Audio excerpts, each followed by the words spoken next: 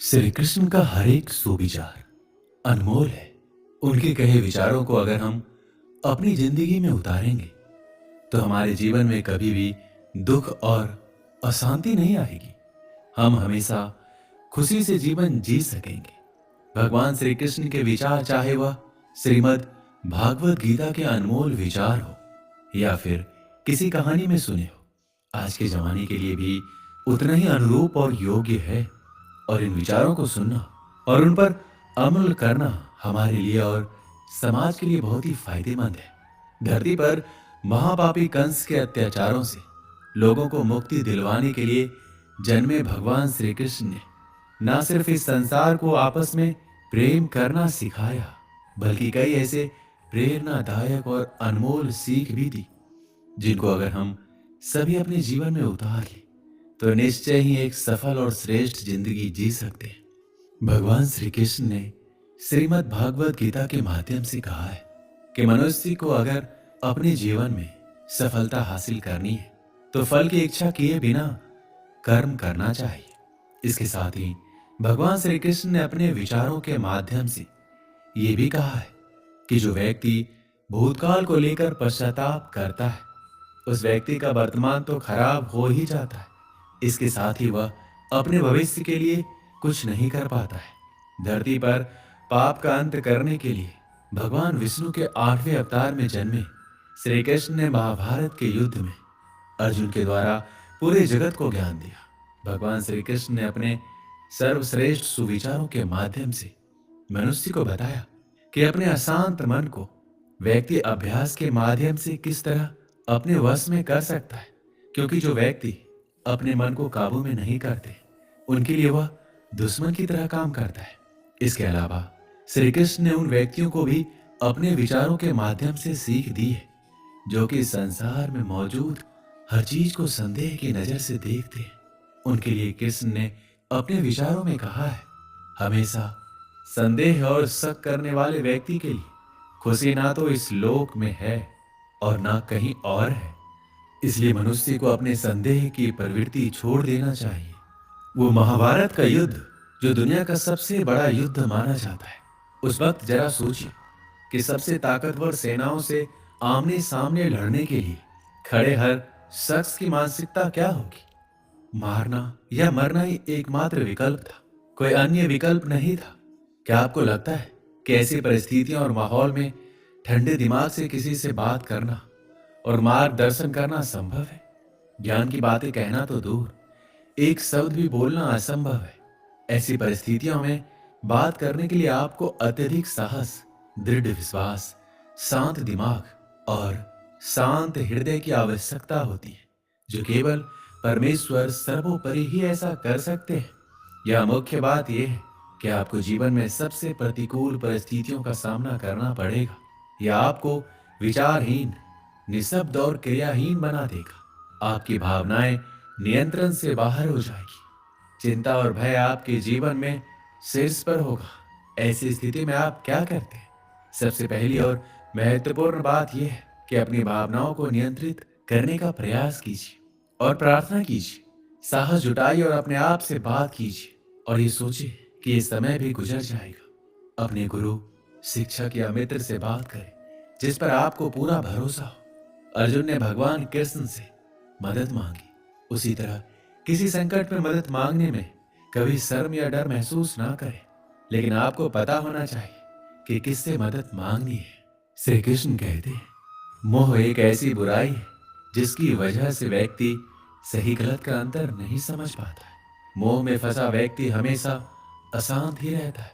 महाभारत में धृतराष्ट्र अपने पुत्र दुर्योधन के मोह में फंसे हुए थे। मोह की वजह से वो लगातार दुर्योधन की गलतियां नजरअंदाज करते रहे। इसका नतीजा ये हुआ कि पूरा कौरव वंश ही खत्म हो गया। जीवन में सुख शांति चाहते हैं तो अत्यधिक मोह से बचना चाहिए। मोह की वजह से ही जीवन में दुख आते हैं। मोह घर परिवार से हो सकता है, सफलता का मोह हो सकता है, सुख सुविधा और मान सम्मान का मोह हो सकता है। जहां मोह रहेगा वहां दुख तो अवश्य आएगा। मोह जब सफल होता है तो दुख मिलता है और जब असफल होता है तब भी दुख ही मिलता है। श्री कृष्ण कहते हैं, जब कोई मोह त्याग देता है तो उसे मेरी कृपा मिल जाती है। मोह रहित व्यक्ति परम आनंद प्राप्त करता है। इसलिए मोह का त्याग करना चाहिए और जो हमारे पास है उसी में संतुष्ट रहना चाहिए। ज्यादा पाने का मोह रहेगा तो दुख का बढ़ना तय है। जब कोई हमारे सुख दुख का कारण बन जाए तो हमें समझ लेना चाहिए कि हमने खुद ही उन्हें अपने दुख का कारण बनने के लिए आधार दिया है।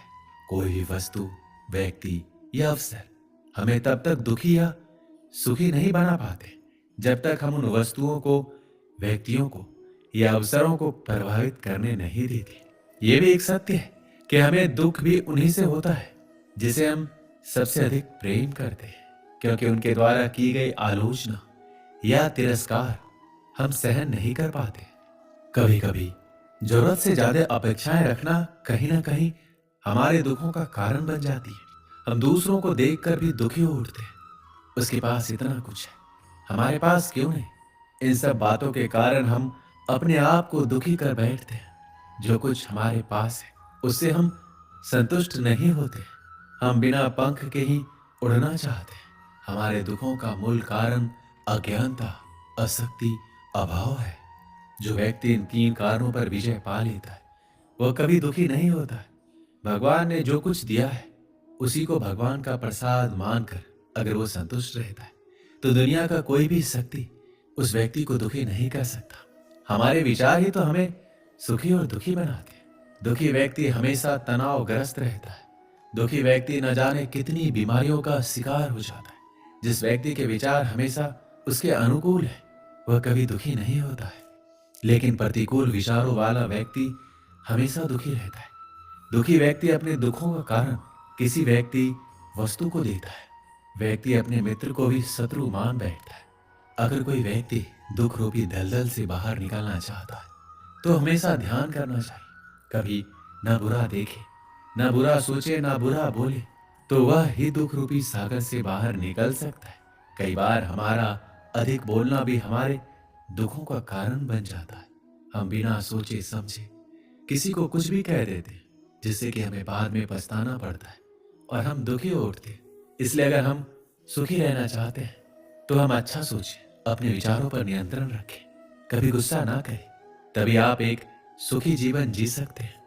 श्री कृष्ण कहते हैं कि हर इंसान को अपने जीवन में हमेशा सत्य ही बोलना चाहिए, क्योंकि सच कभी न कभी एक न एक दिन व्यक्ति के सामने आ ही जाता है। इसलिए हर इंसान को सच का सहारा लेकर हर काम करना चाहिए। आज नहीं तो कल जीत हमेशा सच्चाई की ही होती है। सत्य बोलने से मनुष्य के जीवन में परेशानियां और कलेश दूर होने लगते हैं और इससे भगवान भी प्रसन्न होते हैं। जिस इंसान में झूठ बोलने की और बात बात पर छल कपट करने की आदत हो, वह अपना जीवन खुद ही दुखों से भर लेता है। जो मनुष्य हमेशा ही सच का साथ देता है उसका जीवन सुख से भरा होता है। ऐसे मनुष्य के जीवन में परेशानियां और कलेश के लिए कोई जगह नहीं होती। और जो व्यक्ति किसी पर गुस्सा नहीं करता वह किस्मत वाला होता है, क्योंकि क्रोध एक जाल है जिसमें फंसने के बाद मनुष्य को अपने पराये, अच्छे बुरे किसी का ख्याल नहीं रहता। इसलिए जो व्यक्ति हमेशा सत्य बोलता है उसे बात बात पर गुस्सा नहीं आता और अपने गुस्से पर भी नियंत्रण कर लेता है। एक बार की बात है, एक व्यक्ति अपने गुरु के पास आया और बोला, गुरुदेव, दुख से छूटने का कोई उपाय बताइए। शिष्य ने थोड़े शब्दों में बहुत ही बड़ा प्रश्न किया था। दुखों की दुनिया में जीना, लेकिन उसी से मुक्ति का उपाय भी ढूंढना बहुत मुश्किल सवाल था। गुरु ने कहा, एक काम करो, जो आदमी सबसे सुखी है उसके पहने हुए जूते लेकर आओ, फिर मैं तुझे दुख से छूटने का उपाय बताऊंगा। शिष्य चला गया। एक घर में जाकर पूछा, भाई तुम तो बहुत सुखी लगते हो, अपने जूते सिर्फ आज के लिए मुझे दे दो। उसने कहा, कमाल करते हो भाई, मेरा पड़ोसी इतना बदमाश है कि क्या कहूँ। ऐसी स्थिति में मैं सुखी कैसे रह सकता हूँ? मैं तो बहुत दुखी इंसान हूँ। वह दूसरे घर गया। दूसरा बोला, अब क्या कहूँ भाई, सुख की बात ही मत करो, मैं तो पत्नी की वजह से बहुत परेशान हूँ। ऐसी जिंदगी बिताने से अच्छा है कि कहीं जाकर साधु बन जाओ। सुखी आदमी देखना चाहते हो तो किसी और के घर पर जाओ। वह तीसरे के घर गया, चौथे के घर गया। किसी के पत्नी के पास गया तो वह पति को क्रूर बताती, पति के पास गया तो वह पत्नी को दोषी ठहराता, पिता के पास गया तो पुत्र को बदमाश कहता, पुत्र के पास गया तो पिता की वजह से खुद को दुखी बताता। सैकड़ों हजारों घरों के चक्कर लगाया। सुखी आदमी के जूते मिलना तो दूर, खुद के ही जूते घिस गए।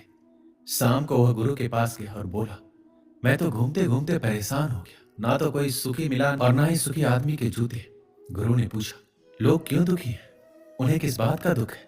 उसने कहा, किसी का पड़ोसी खराब है, कोई पत्नी से परेशान, कोई पति से दुखी तो कोई पुत्र से परेशान। आज हर आदमी दूसरे आदमी के कारण दुख भोग रहा है। गुरु ने बताया, सुख का सूत्र है दूसरों की ओर नहीं बल्कि अपनी ओर देखो, खुद में झांको, खुद की काबिलियत पर गौर करो। प्रतिस्पर्धा करनी है तो खुद से करो, दूसरों से नहीं। जीवन तुम्हारी यात्रा है, दूसरों को देखकर अपने रास्ते मत बदलो। खुद को सुनो, खुद को देखो, यही सुख का सूत्र है। शिष्य बोला, महाराज बात तो आपकी सत्य है, लेकिन यही आप मुझे सुबह भी बता सकते थे, फिर इतनी परिक्रमा क्यों करवाई? गुरु ने कहा, वत्स, सत्य कठिनता से प्राप्त होता है, वह सीधा नहीं पचता। अगर मैं ये बात सुबह बता देता तो ये बात तुम मानने से इनकार कर देते। जब स्वयं अनुभव कर लिया, सबकी परिक्रमा कर ली, सबके चक्कर लगा लिए, तो बात समझ में आ गई। अब ये बात तुम जीवन में कभी नहीं भूलोगे। दोस्तों, इस वीडियो में बस इतना ही। मिलते हैं अगली वीडियो में। अपना ख्याल रखिएगा। जय श्री कृष्ण।